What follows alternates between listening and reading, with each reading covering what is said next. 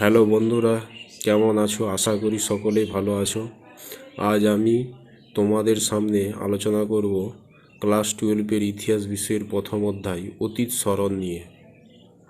বন্ধুরা, এই ভিডিওটি সম্পূর্ণরূপে মনোযোগ সহকারে দেখলে আশা করি তোমাদের অতীত স্মরণ অধ্যায় পড়া সম্পূর্ণ সফল হবে। বন্ধুগণ, অতীত স্মরণ অধ্যায় আলোচনার প্রথমে আমাদের জানতে হবে জনশ্রুতি বলতে কী বোঝায়, বা জনশ্রুতি কী, বা জনশ্রুতির সংজ্ঞা কী। জনশ্রুতির সংজ্ঞা হলো যাচাই করা যথার্থ ঐতিহাসিক তথ্য ও সন তারিখের ভিত্তিতে ইতিহাস রচিত হয়। ঐতিহাসিক বিবরণের তথ্য ও সন তারিখের ক্ষেত্রে যথার্থতার প্রমাণ না থাকলে তা হয় জনশ্রুতি। আমাদের জানতে হবে জনশ্রুতি উৎপত্তি বা সৃষ্টি কোথা থেকে হয়েছিল। জনশ্রুতির প্রথম সৃষ্টি হয় কৃষিজীবী গ্রাম সমাজে। যেমন আদিম গ্রাম সমাজে কৃষক পরিবারের ঠাকুমা, দিদিমা, পিসিমা প্রমুখ তাদের নাতি নাতনি, শিশু, কিশোর ও কিশোরীকে বিভিন্ন জনশ্রুতির কাহিনী গল্প আকারে শোনাতেন। এইভাবে অতীতের জনশ্রুতির কাহিনীগুলি বংশ পরস্পরায় পরবর্তী প্রজন্মের কাছে চলে আসে। অর্থাৎ দিন যত এগিয়ে চলে মানব সমাজের স্মৃতি তত ঝাপসা হয়। জনশ্রুতিগুলিতে ততই কল্পকাহিনী মিশ্রণ ঘটে। তাই অতীতের জনশ্রুতিগুলির মধ্যে কিছু কিছু যথার্থ ঐতিহাসিক তথ্য থাকলেও এগুলি বহু ক্ষেত্রে নানা কাল্পনিক, মিথ্যা ও অতিরঞ্জিত বিবরণে পূর্ণ থাকে। নেক্সট আসছি জনশ্রুতি কাহিনী সংগ্রহ। জনশ্রুতি কাহিনীগুলো কীভাবে সংগ্রহ হয়েছিল। প্রথমে জনশ্রুতিগুলি মুখে মুখে বংশ পরম্পরায় প্রচলিত থাকলেও পরবর্তী সময়ে তা সংগ্রহ করে লেখা শুরু হয়। এই লেখা প্রথম শুরু হয়েছিল জার্মানিতে। এই কাহিনীগুলি প্রথম জার্মানি থেকে সংগ্রহ করার উদ্যোগ নিয়েছিলেন ঐতিহাসিক জেকব গ্রিম ও উইলিয়াম হেম গ্রিম, এবং 1812 খ্রিস্টাব্দে তা কিন্ডারউন্ড ও হাউস মার্চেন্ট এ প্রকাশ করেন। ভারতে জনশ্রুতি সংগ্রহের উদ্যোগ নিয়েছিলেন প্রথম উইলিয়াম কেরি, এবং তিনি তা ইতিহাসমালায় সংকলন করেন। এবারে আসছি জনশ্রুতির ধারা। অতীতের কোনো কাহিনীর উৎপত্তির বিচারে জনশ্রুতিগুলির প্রধান দুটি ধারা আছে। সেই দুটি ধারা হলো, প্রথম মানুষের দেখা ঘটনার বিবরণ। এই মানুষের দেখা ঘটনার বিবরণ বলতে কিছু কিছু ঘটনা আছে যেগুলি সমকালীন জনগোষ্ঠীর মানুষ স্বচক্ষে দেখেছেন, এবং সেসব বিবরণ পরবর্তীকালে বংশ পরম্পরায় প্রবাহিত হয়ে বর্তমান সময়ে জনগোষ্ঠীর মানুষের কাছে এসে পৌঁছেছে। এটা হলো মানুষের দেখা ঘটনার বিবরণ। 2 নম্বর ধারা হচ্ছে মানুষের না দেখা ঘটনার বিবরণ। এই ধারা বলা হয়েছে কিছু কিছু ঘটনা আছে যেগুলি সমকালীন সময়ে মানুষের স্বচক্ষে না দেখা সত্ত্বেও নানা কাল্পনিক কাহিনীর মাধ্যমে বংশ পরম্পরায় প্রবাহিত হয়ে বর্তমান সময়ে পৌঁছেছে। এই ধরনের ঘটনা সম্পূর্ণটাই মানুষের কল্পিত কাহিনী। নেক্সট, জনশ্রুতির প্রকারভেদ। বন্ধুগণ, এখন আমরা আলোচনা করব জনশ্রুতির প্রকারভেদ নিয়ে। মানব সমাজে প্রচলিত বিভিন্ন জনশ্রুতিগুলিকে 5 ভাগে বিভক্ত করা যায়। এই বিভাগগুলি হলো: 1 নম্বর পৌরাণিক কাহিনী, 2 নম্বর হচ্ছে কিংবদন্তি বা লিজেন্ড, 3 নম্বর হচ্ছে লোককথা, 4 নম্বর হচ্ছে স্মৃতিকথা, ও 5 নম্বর হচ্ছে মৌখিক ঐতিহ্য। আমি প্রত্যেকটি বিভাগ নিয়ে আলাদা আলাদা করে আলোচনা করব। প্রথমেই আমি আলোচনা করব পৌরাণিক কাহিনী নিয়ে। বন্ধুরা, প্রথমে আমাদেরকে জানতে হবে পৌরাণিক কাহিনী কাকে বলে। পৌরাণিক কাহিনীকে ইংলিশে বলা হয় মিথ। তাহলে পৌরাণিক কাহিনী কাকে বলে সেটা আগে জানব। পৌরাণিক কাহিনীর সংজ্ঞা হলো প্রাগৈতিহাসিক যুগের বিভিন্ন কাহিনী বা ঘটনার বিবরণ যে ঐতিহাসিক উপাদানে তুলে ধরা হয় তাকে পৌরাণিক কাহিনীর মিথ বলে। তবে পৌরাণিক কাহিনী বা মিথ প্রাচীনকাল থেকে মুখে মুখে প্রচলিত ঐতিহাসিক দলিল। এগুলি বাস্তবে ঘটেছিল না ঘটেনি সে সম্বন্ধে কোনো প্রমাণ বা নথি পাওয়া যায়নি। তবে ঐতিহাসিক J.F. বিয়ারলাইন তার প্যারালাল মিথ গ্রন্থে বলেছেন যে পৌরাণিক কাহিনী হলো আমাদের অবচেতন মনের কাহিনী বিশেষ, যা সম্ভবত আমাদের জিনে লিপিবদ্ধ থাকে। এবারে আসছি পৌরাণিক কাহিনীর উদাহরণ। পৌরাণিক কাহিনীর উদাহরণগুলো কী কী? মানব সভ্যতার বিভিন্ন পৌরাণিক ঘটনাগুলি হলো বাইবেলের পৌরাণিক কাহিনী, হিন্দু পুরাণের কাহিনী, রোমের পৌরাণিক কাহিনী ইত্যাদি। নেক্সট পয়েন্ট, পৌরাণিক কাহিনীর বৈশিষ্ট্য। বন্ধুরা, এবারে আমি তোমাদের সামনে পৌরাণিক কাহিনীর বৈশিষ্ট্য নিয়ে আলোচনা করব। এই সম্বন্ধে ঐতিহাসিক J.F. বিয়ারলাইন পৌরাণিক কাহিনীগুলির যে 6টি বৈশিষ্ট্য উল্লেখ করেছেন সেগুলো আমি আলোচনা করব। প্রথম যে বৈশিষ্ট্যটা, পৌরাণিক কাহিনী হলো আমাদের অবচেতন মনের কাহিনী বিশেষ, যা সম্ভবত আমাদের জিনে লিপিবদ্ধ থাকে। 2 নম্বর বৈশিষ্ট্য, পৌরাণিক কাহিনীগুলি হলো প্রাগৈতিহাসিক যুগের ইতিহাস। 3 নম্বর বৈশিষ্ট্য, পৌরাণিক বিবরণের ভাষায় এমন হয় যা আমাদের উপলব্ধি বাইরে বিষয়গুলি বিবরণ দেয়। 4 নম্বর বৈশিষ্ট্য, পৌরাণিক কাহিনী হলো কোনো সমাজ এবং সম্প্রদায়ের পরিচয়ের মূল ভিত্তি। 5 নম্বর বৈশিষ্ট্য, পৌরাণিক কাহিনী সমাজে প্রচলিত ধর্ম বিধি নিয়মগুলিকে স্বীকৃতি দেয়। 6 নম্বর বৈশিষ্ট্য, পৌরাণিক কাহিনী হলো এক ধরনের বিশ্বাস যা জীবনকে অর্থবহ করে তোলে। এই পর্যন্ত আমাদের পৌরাণিক কাহিনীর সংজ্ঞা, পৌরাণিক কাহিনীর উদাহরণ, পৌরাণিক কাহিনীর বৈশিষ্ট্য নিয়ে আলোচনা করা হয়ে গেছে এবং শেষে আসছি পৌরাণিক কাহিনীর গুরুত্ব কী ছিল। পৌরাণিক কাহিনীগুলি বাস্তবে ঘটেছিল না ঘটেনি সে সম্বন্ধে কোনো প্রমাণ বা নথি না থাকা সত্ত্বেও পৌরাণিক কাহিনী বা মিথগুলির গুরুত্ব অনেকেই স্বীকার করে নিয়েছেন। এই গুরুত্বগুলি হলো: 1 নম্বর গুরুত্ব, পৌরাণিক কাহিনীগুলিতে অতীত ইতিহাসের বহু সত্য যথার্থতার উপাদান লুকিয়ে থাকে। 2 নম্বর গুরুত্ব, পৌরাণিক কাহিনীগুলির সঙ্গে তুলনামূলক পদ্ধতিতে যাচাই করে ইতিহাসের বহু সাল তারিখ নির্ণয় করা সম্ভব। 3 নম্বর, পৌরাণিক কাহিনীগুলি থেকে প্রাচীনকালের বিভিন্ন রাজবংশের বংশতালিকা জানা যায়। 4 নম্বর, পৌরাণিক কাহিনীগুলি ইতিহাসের ধারাবাহিকতা রক্ষা করে। অতএব সুতরাং পৌরাণিক কাহিনী শুধুমাত্র গল্পকথা নয়, এর মধ্যে অনেক নির্ভরযোগ্য তথ্য লুকিয়ে আছে। বন্ধুগণ, নেক্সট টপিক নিয়ে তোমাদের কাছে আসছি। নেক্সট টপিক হলো জনশ্রুতির দ্বিতীয় ভাগ, কিংবদন্তি। বন্ধুগণ, এখন কিংবদন্তি বা লিজেন্ড টপিক নিয়ে তোমাদের সামনে আলোচনা করব।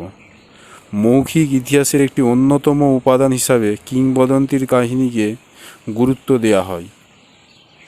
অতএব কিংবদন্তি বলতে কী বোঝায় বা কিংবদন্তির সংজ্ঞা কী সেটা আমরা জেনে দেব। কিংবদন্তির সংজ্ঞা হলো পাশ্চাত্য জগতে প্রচলিত লিজেন্ড, আঞ্চলিক ঐতিহ্য, জনপ্রিয় অ্যান্টিকুইটিস নামের আঙ্গিককে বাংলায় কিংবদন্তি বলা হয়। অর্থাৎ অতীতে মানুষের কৃতকার্যের বিবরণী হলো কিংবদন্তি। দীর্ঘদিন ধরে অতীতের কোনো স্থানের ঘটনা লোকমুখে প্রচলিত হলে এবং সেই অঞ্চলে মানুষের বংশ পরম্পরায় মনে রেখে বিশ্বাস করে তা পরবর্তী প্রজন্মের কাছে প্রচার করলে তাকে কিংবদন্তি বা লিজেন্ড বলে।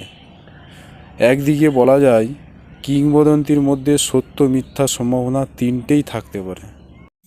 কিংবদন্তি প্রসঙ্গে ঐতিহাসিক ব্লুমসবেরি একটি তার ইংরেজি অভিধান দিয়েছেন।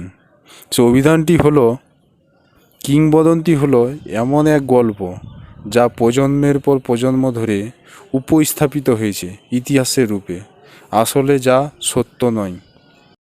বন্ধুরা, এবারে আমরা জেনে নেব কিংবদন্তির বৈশিষ্ট্য সম্পর্কে। এর বৈশিষ্ট্যগুলি হলো: প্রথমত, কিংবদন্তির বিষয়বস্তু বিভিন্ন ধরনের হতে পারে, যেমন ইতিহাস নির্ভর, প্রেম বিরহ সম্পর্কিত, আধ্যাত্মিক ঘটনা, ভূত প্রেত ইত্যাদির কাহিনীযুক্ত ঘটনা হয়ে থাকে। দ্বিতীয়ত, কিংবদন্তির নায়ক সর্বদা একজন পুরুষ হয়, যিনি ধার্মিক, বলবান, দয়ালু ও সাহসী ব্যক্তি। তৃতীয়ত বৈশিষ্ট্য, মিথের চেয়ে কিংবদন্তির ঘটনা বর্তমানে নিকটবর্তী হয় এবং তা কমপক্ষে 20 বছরের পুরনো ঘটনা হয়। চতুর্থত, কিংবদন্তি সাধারণত দীর্ঘকাল স্থায়ী হয়। পঞ্চমত, কিংবদন্তির সঙ্গে আজগুবি বিষয় বা গুজবের সংমিশ্রণ লক্ষ্য করা যায়। এজন্য আর্নেস্ট বার্নহেম এর মতে কিংবদন্তি খুব সরলভাবে বলতে গেলে গুজবের পুনর্গঠন হয়। এবারে তোমাদের জানতে হবে কিংবদন্তির উদাহরণ সম্পর্কে। পৃথিবীর বিভিন্ন দেশে অসংখ্য ছড়িয়ে থাকা কিংবদন্তি চরিত্রগুলি হল: 1 নম্বর, রামায়ণে উল্লেখিত রামচন্দ্র। 2 নম্বর, মহাভারতে উল্লেখিত শ্রীকৃষ্ণ। 3 নম্বর, প্রাচীন গ্রীসে উল্লেখিত হারকিউলিস।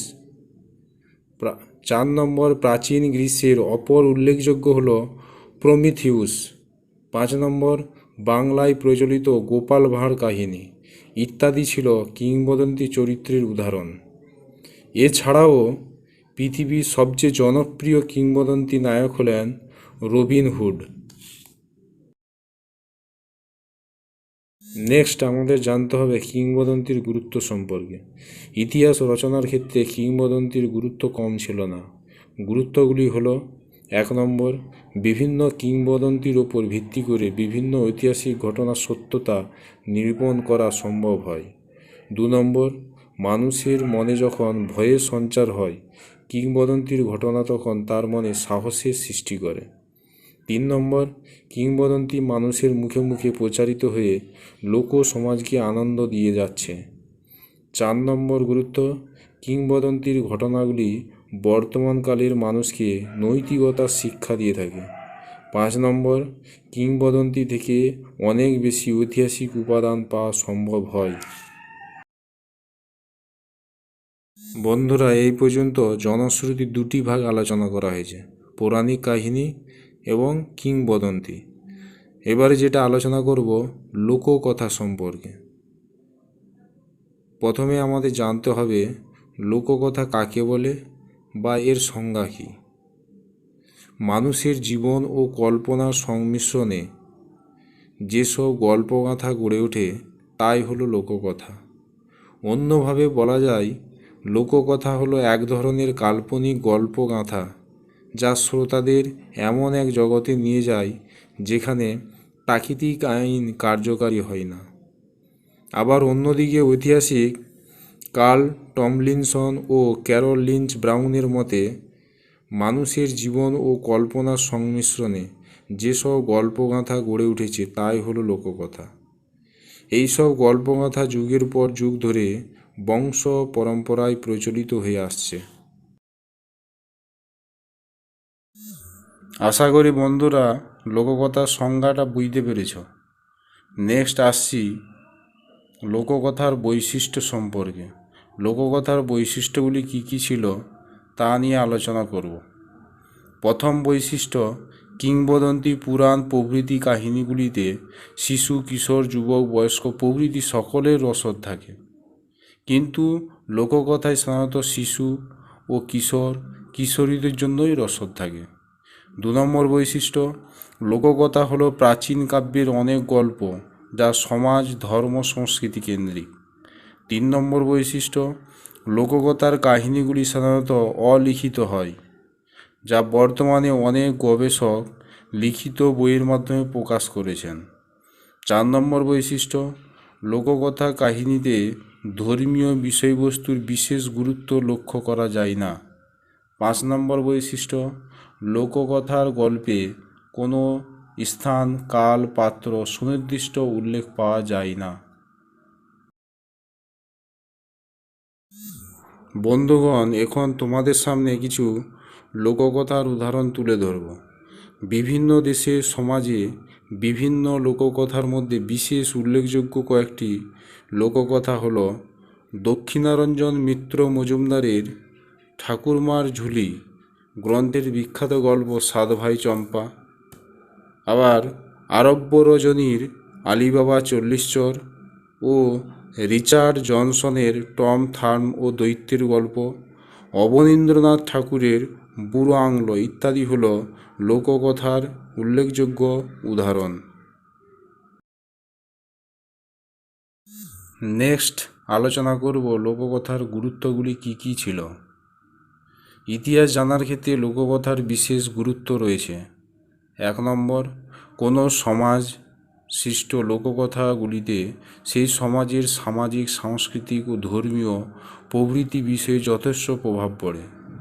2 নম্বর, লোককথার গল্পগুলি জীবনের পথে চলার ক্ষেত্রে যথেষ্ট শিক্ষাদান করে। 3 নম্বর, লোককথার গল্পগুলি মানুষকে যুগের পর যুগ আনন্দ দান করেছে। 4 নম্বর, লোককথার কাহিনীগুলি থেকে কোনো সমাজের ঐতিহাসিক ধাঁচ সম্পর্কে আভাস পাওয়া যায়। বন্ধুরা, এরপর তোমাদের সামনে আলোচনা করব জনশ্রুতি চতুর্থ ভাগ স্মৃতিকথা নিয়ে।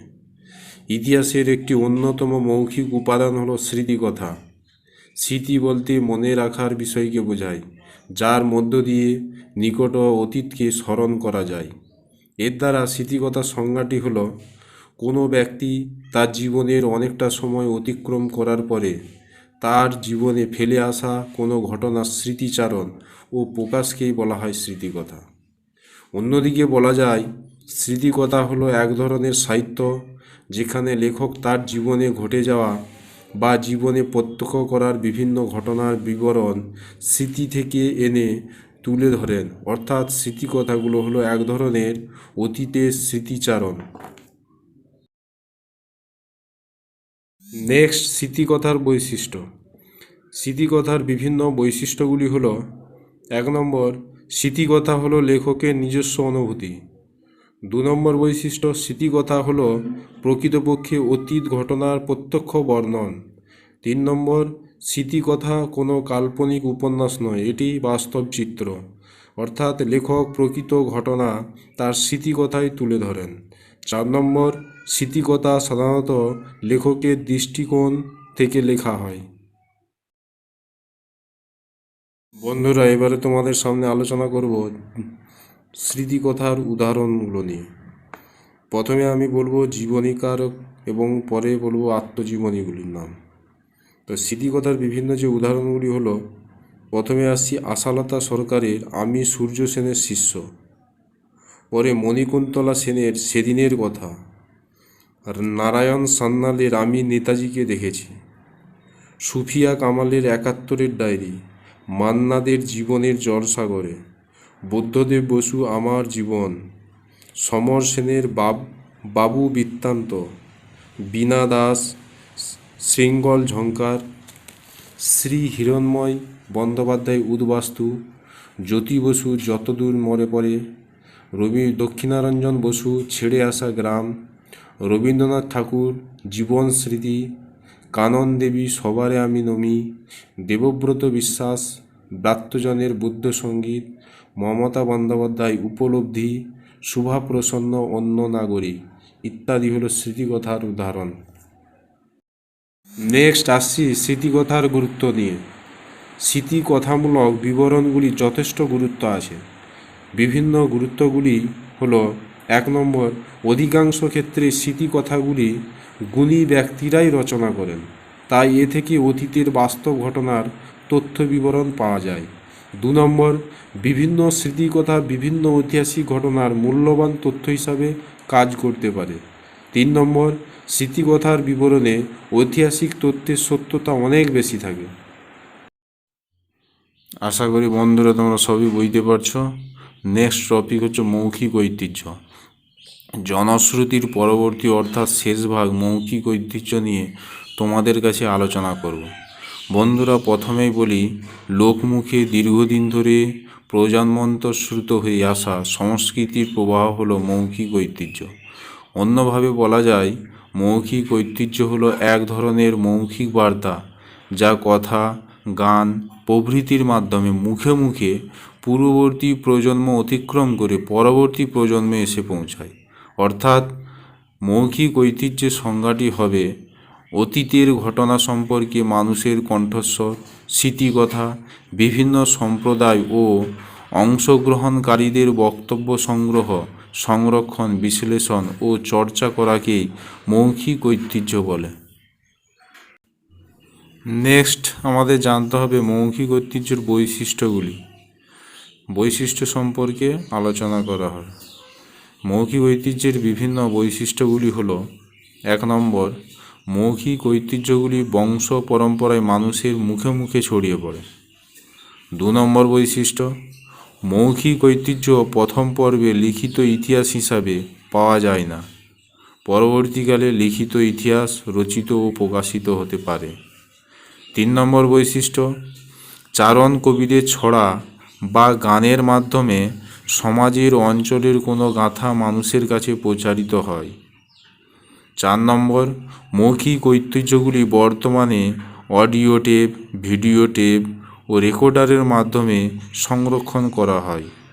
5 নম্বর, যারা অতীতের কোনো ঘটনার প্রত্যক্ষ সাক্ষী, সাধারণত তারাই মৌখিক ইতিহাস সৃষ্টি করে। নেক্সট আলোচনা করব মৌখিক ঐতিহ্যের উদাহরণ নিয়ে। মৌখিক ঐতিহ্যের উদাহরণগুলি হলো: 1 নম্বর, মৌখিক তথ্যের সহায়তা নিয়ে প্রাচীন গ্রিক ঐতিহাসিক হেরোডোটাস প্রথম ইতিহাস লেখার সূত্রপাত করেন। সেটা হলো 484 থেকে 425 খ্রিস্টপূর্বাব্দের ইতিহাস। 2 নম্বর, অপর গ্রিক ঐতিহাসিক থুকিডিডিস মৌখিক বিবরণ থেকে ইতিহাস রচনা শুরু করেন। সেটা হলো 460 থেকে 395 খ্রিস্টাব্দের ইতিহাস। 3 নম্বর, মৌখিক ঐতিহ্য নির্ভর করে বাংলা নীল বিদ্রোহের ইতিহাস রচিত হয়। 4 নম্বর, উদ্বাস্তুদের ইতিহাস মৌখিক ঐতিহ্যের উপর নির্ভর করেই লেখা হয়েছে।